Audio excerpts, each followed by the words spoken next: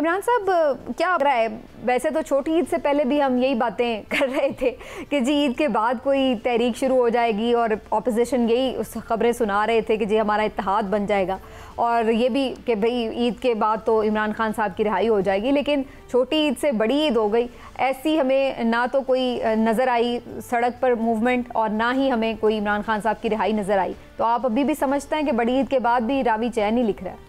बिस्मिल्लाहिर्रहमानिर्रहीम। समीना देखें, बड़ी जो है ना ईद कुर्बान होती है, इस पे कुर्बानी देना पड़ती है। तो मेरी ज़ाती राय में अभी पीटीआई को, अपोजिशन को और चेयरमैन पीटीआई बानी चेयरमैन जो हैं इमरान खान, उनको मज़ीद कुर्बानियाँ देना पड़ेंगी।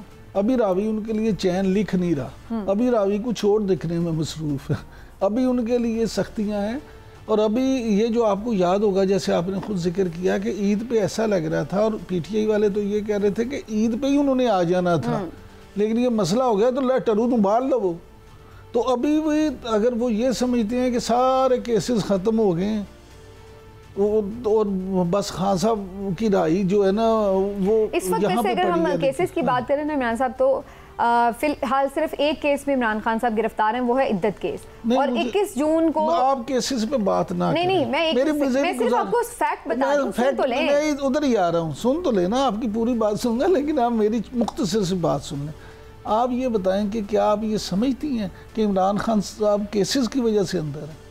नहीं, मैं आपकी बात से इत्तेफाक करती हूँ। ज़ाहिर है पॉलिटिकल चीज़ें होंगी, उसके बाद ही उनका है, मैं उस पर बात नहीं करी। वैसे मैं ये बता रही हूँ कि जो लीगल टीम जब ये बात करती है तो उनका ये जो पूरा एक सामने मतमा नज़र होता है वो ये होता है कि जी अब किसी और केस में गिरफ्तार नहीं है, इद्दत केस में गिरफ्तार हैं। इद्दत केस के जो जज साहब हैं उन्होंने 21 जून की तारीख दी हुई है कि सज़ा मुअत्तली के हवाले से वो फैसला कर देंगे। अब अगर सजा मुअत्तल होती है तो इसका मतलब है कि उनकी रिहाई हो सकती है, लेकिन ये अभी तक तो हमने नहीं देखा कि ऐसा हुआ है। अब मुझे ये एक अलग बात है कि हमें नजर क्या आ रहा है। नहीं, आपने बिल्कुल सारा कुछ ठीक कहा, लेकिन 21 जून में अभी कितने दिन है? अभी तो काफी दिन है। इन काफी दिनों में कितने और मुकदमात हो सकते हैं, कितनी और चीजें हो सकती हैं। क्या पाकिस्तान का जो इवन अगर वो इद्दत केस में भी फैसला मुअत्तल हो जाए तो 9 मई के किसी केस में गिरफ्तारी डाली जा सकती है। मैं आपसे ये अर्ज कर रहा हूँ कि बहुत सारी अभी इश्क के इम्तिहान और भी हैं, जैसे शाह महमूद कुरैशी साहब, देखिए ये साइफर केस में सजा खत्म भी हुई तो उनको 9 मई में गिरफ्तार कर लिया गया। मुझे तो समीना ईद के बाद जो सियासी गहमा गहमी है ना, इसमें इजाफा ही नज़र आता है, क्योंकि एक तो हुकूमत ने बजट मंजूर करवाना है। जब बजट मंजूर करवाना है तो वहाँ पार्लियामेंट में जाना होगा, और पार्लियामेंट में हलचल रहेगी, उसमें पीटीआई वाले शोर मचाएंगे, वहाँ पीटीआई वाले बजट की कापियाँ भी फाड़ेंगे, वहाँ डेस्क भी बजाएंगे। हो सकता है कि आपस में गुत्थम गुत्था भी कुछ लोग हो जाएं, ये भी हो सकता है। लेकिन जो इस सारी चीज़ों से इमरान खान साहब अभी बाहर आने वाले नहीं हैं, और ना ही ऑपोजिशन कोई बड़ी मूवमेंट खड़ी करने वाली है। दूसरा ऑपोजिशन इस हालत में भी नहीं है कि वो बाहर कोई ऐसी मूवमेंट चला लें कि जिससे ये लगे। अब इससे अल्टीमेटली सियासी तौर पे फ़ायदा क्या हो रहा है? अब मैं आपसे अर्ज़ करूं, इससे सियासी तौर पे मुस्लिम लीग नून को फ़ायदा ये हो रहा है कि अब आप ये देखिए, आज अभी लेटेस्ट एक आज सर्वे आया है जो institute for public opinion research वालों का, वो उन्होंने पंजाब गवर्नमेंट के हवाले से, मरीम नवाज़ के हवाले से जो सर्वे रिपोर्ट शाया की है, उनके मुताबिक 55% जो पंजाब के शहरी हैं उन्होंने मरीम नवाज़ की कारकर्दगी को तसल्ली बख्श करार दिया। इनमें 62% जो हैं वो शहरी इलाकों से ताल्लुक़ है, और उसके बाद बाकी जो हैं वो उनका देहात से ताल्लुक़ है। इसी तरह 60% लोग जो हैं उनके मुताबिक मरीम नवाज़ की मकबूलियत में इजाफ़ा हुआ है, और उनकी पॉलिसीज़ हैं उनका तसलसल जारी रहना चाहिए। और 53% जो अफराद हैं पंजाब के जिन्होंने इन सर्वे में हिस्सा लिया, उनके मुताबिक अजनास की कीमतें जो कम हुई हैं इसका बड़ा उन्होंने इस पर खैर मकदम किया और खुशी की। और 44% ने रोटी की कीमत कम करने के इकदाम को उन्होंने सराहा है। अब देखें, जब अपोजिशन जेलों के अंदर होगी, जब वो उस तरह से कोई तहरीक नहीं चलाएंगे, तो हुकूमत जो है उसको खुल खुला के मौका मिलेगा और वो अपने वैसे ये तो कोई लॉजिक नहीं है कि जी ऑपोजिशन को जेलों में बंद कर दो फिर ही हुकूमत परफॉर्म करेगी। भाई ऑपोजिशन को ऑपोजिशन करने दें, आप अपना काम करें। जब यही बात तो PMLN रोते थे कि जी हमें जेलों में, एक मिनट ना बात तो कर लेते हैं ना। अब ये तो कोई तरीका नहीं है। एहसन इकबाल साहब ये बात कर रहे हैं कि जी अंदर 5 साल बंद रखो, यानी केसेस ठीक हैं या नहीं हैं, अदालतें जो मर्जी फैसले करते फिर हमने ये तय कर लिया कि जी 5 साल अंदर बंद रखो तो ठीक है जी, हम परफॉर्म करते रहें। हुकूमत के हाथ तो नहीं बांधे होते ऑपोजिशन ने। आप हुकूमत में रहते हैं, आप उसके बाद जो दूसरी ऑपोजिशन है वो ऑपोजिशन करती है। हर मुल्क में यही होता है, आपको हुकूमत में रहते हुए फैसले करने पड़ते हैं।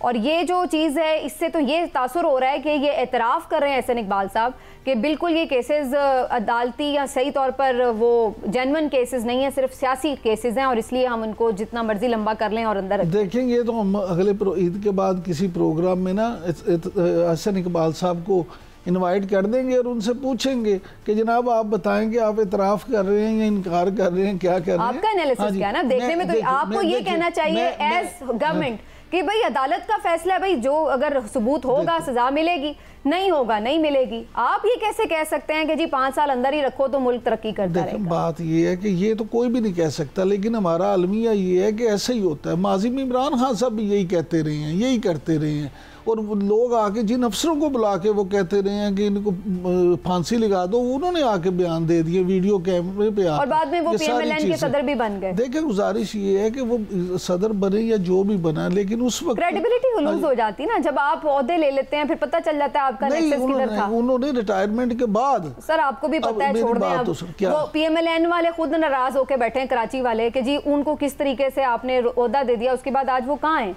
तो इससे तो ये तासुर को तकवीयत मिलती है, किसका मतलब आप यूज हुए हैं।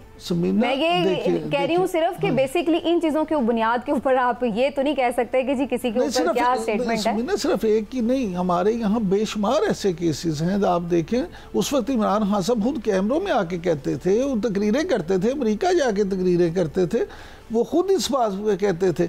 मामला ये है कि ये तर्ज अमल ही गलत है, चाहे कोई भी पार्टी करे, ऑपोजिशन नहीं होनी चाहिए, हुकूमत हो या अपोजिशन हो, उनको हुकूमत को हुकूमत की तरह, अपोजिशन को अपोजिशन की तरह काम करना चाहिए। लेकिन इमरान साहब इधर हम ये देख रहे हैं कि जो भी शख्स इस वक्त आवाज़ उठा रहा है, किसी हवाले से शिकायत करता है, उसको ऐसा लगता है कि विक्टिमाइज करने की कोशिश की जाती है। ऐसा तासुर इसलिए तकवीयत पकड़ता है कि टाइमिंग बड़ी इंपॉर्टेंट होती है। अभी chief justice Lahore high court 2 दिन पहले एक स्पीच करते हैं, 2 दिन बाद उनके खिलाफ सुप्रीम जुडिशल काउंसिल में एक शिकायत भेज दी जाती है। तो हर कोई ये सवाल करेगा कि जब 2.5 महीने पहले आपने इसी शख्स को खुद ही अपॉइंट करके chief justice Lahore high court, सबसे बड़ी हाई कोर्ट का चीफ जस्टिस लगाया, तब आपको नहीं पता था कि उस बंदे के ऊपर क्या केसेस हैं या उसके ऊपर क्या उसके कंडक्ट रहे हैं। आज अचानक आपको जैसे ही उसने एक ऐसी तकरीर कर दी जिसमें उसने ताकतवर हलकों को ललकार दिया, वहीं पे उसके खिलाफ एक रेफरेंस आ गया। अच्छा समीना, ये आपकी बात बिल्कुल ठीक है। देखिए मैं तो खुद, आपको पता है कि मैं खुद एडमायरर हूँ chief justice Lahore high court का, कि वो बड़े अपराइट आदमी हैं, बहुत अपराइट जज हैं और इसमें कोई शक नहीं। मैं ये कहता हूँ कि जो रफाकत साहब हैं जिन्होंने सुप्रीम जुडिशल काउंसिल में ये एप्लीकेशन दी है, वो हैं कौन, उनका अपना क्या किरदार है, उनका अपना क्या माजी है, उनकी अपनी क्या स्टैंडिंग है। ये मुझे 100% यकीन है कि ये कुछ नहीं होगा, उसी वक्त वो वहाँ खारिज हो जाएगी। लेकिन अलमिया ये है कि बाज़ लोग सस्ती शोहरत के लिए इस तरह के इकदाम करते हैं, या शाह से ज़्यादा शाह के वफादार बनने के लिए इस तरह के इकदाम करते हैं, जिससे फिर नताइज सबको भुगतना पड़ते हैं। अब आप ये देखें कि रफाकत साहब ने जिसके भी कहने पे ये किया, या हो सकता है उन्होंने खुद ही किया हो, इल्ज़ाम कहीं और जा रहा है, डांडे कहीं और मिलाए जा रहे हैं, बातें और इशारे किसी और तरफ किए जा रहे हैं, तो ये गलत बात है, इससे नुकसान होगा। मीडिया पे भी उनके अगेंस्ट एक पूरी कैंपेन लॉन्च हुई है, ये भी हम देख रहे हैं।